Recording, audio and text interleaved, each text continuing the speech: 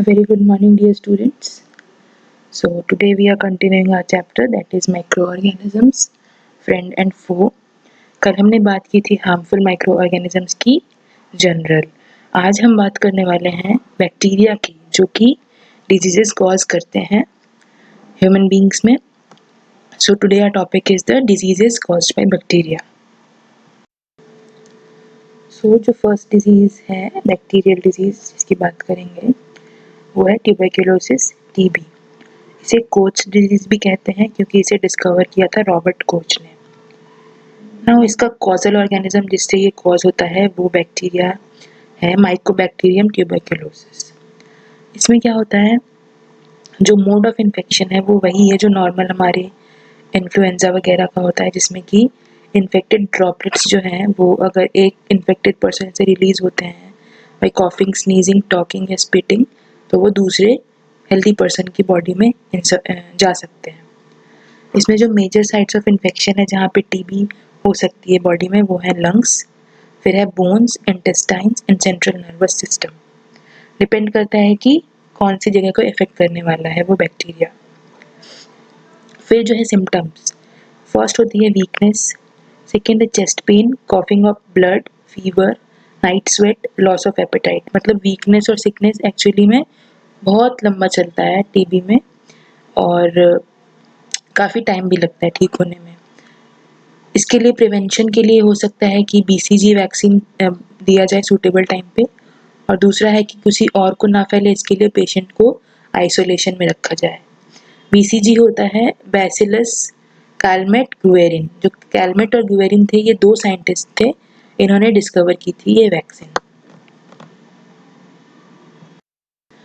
इस पिक्चर में आप देख सकते हैं सबसे ऊपर माइकोबैक्टीरियम ट्यूबरक्यूलोसिस की फोटो दी हुई है, फिर रॉबर्ट कॉच की पिक्चर है और राइट साइड में बीसीजी वैक्सीन दिया हुआ है। So this is all about the TB disease. Next जो हम बात करने वाले हैं वो बात करने वाले हैं उस डिजीज की, उसका नाम है कोलेरा।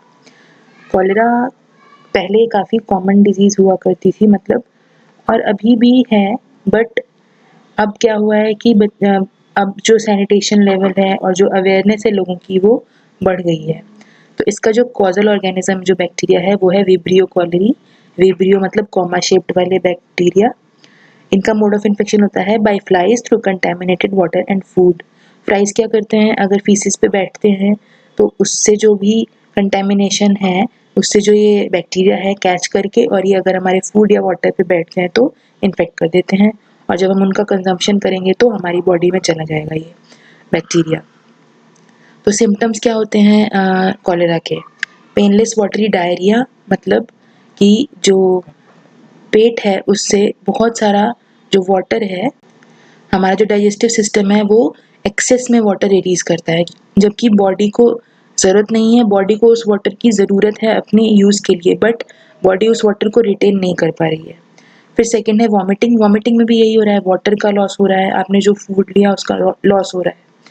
तो बेसिकली जो डाइजेस्टिव सिस्टम है वो पूरा इन्फेक्टेड हो चुका है और अपना काम नहीं कर पा रहा है। थर्ड सिम्टम है rapid dehydration and electrolyte imbalance. अब जब इतना सारा वाटर और न्यूट्रिएंट जब बाहर जाएंगे बॉडी से तो ऑब्वियसली डिहाइड्रेशन हो जाएगा, हमें हमारी बॉडी में वीकनेस फील होने लगेगा और मतलब मुंह सूखने लगेगा। इलेक्ट्रोलाइट इम्बैलेंस की वजह से जो बॉडी का पूरा सिस्टम है वो गड़बड़ हो जाएगा। सो इसको प्रिवेंट करने के लिए क्या कर सकते हैं, सबसे पहले कि आप अच्छा खाना खाएं, healthy washed food, properly cooked और बॉइल्ड वाटर या आरओ वाटर यूज़ करें, जिससे कि कोई भी इन्फेक्शन के चांसेस जो हैं वो बहुत कम हो जाएं। फिर सेकेंड है कि maintaining personal hygiene and sanitary habits, हाथ अच्छे से धोना, खाने के पहले अपने आसपास को क्लीन रखना, ये सारी हैबिट्स जो है अफेक्ट करते हैं हमारे हाइजीन और सैनिटेशन को, और ये सब सही रहेंगे तो हम डिजीज़ फ्री रहेंगे। फिर इसमें जो प्राइमरी ट्रीटमेंट दिया जाता है वो ORS होता है। ORS हम सब ने देखा है, एक सैशे में आता है, उसमें जो है इलेक्ट्रोलाइट्स फिल रहते हैं, और इसे ओरल रिहाइड्रेशन, जहाँ पे ऊपर डिहाइड्रेशन हो रहा था वहीं पे इसे लेने से रिहाइड्रेशन हो रहा है, बॉडी को वापस वो न्यूट्रिएंट्स, वो वाटर मिलता है ORS पीने से। सो इसके अलावा अगर ORS नहीं मिलता है तो हम नॉर्मल नींबू, चीनी, पानी, नमक भी पी सकते हैं। That is also a very good rehydrating solution.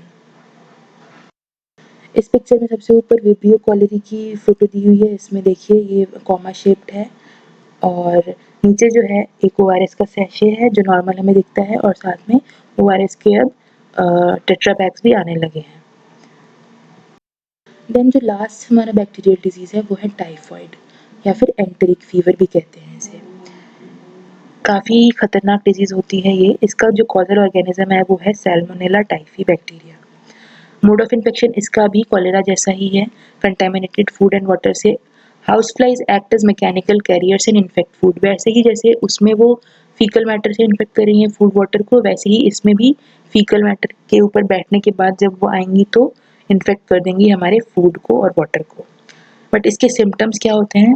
Headache और स्वेटिंग और हाई फीवर होता है। फर्स्ट 2 डेज़ में बहुत हाई फीवर होता है जो कि धीरे धीरे 1 हफ्ते 2 हफ्ते में डिक्रीज़ होने लगता है।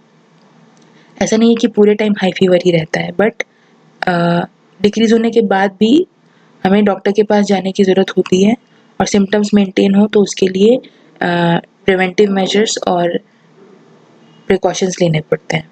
सो प्रिवेंटिव मेजर्स हैं हमारे लिए proper sanitation and disposal of faecal matter और सेकंड है consumption of properly cooked food and boiled water. This is a picture of the Salmonella typhi bacteria.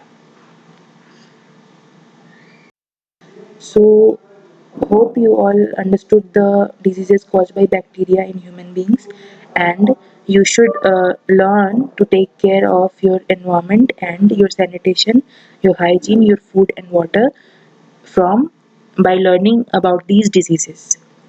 So thank you.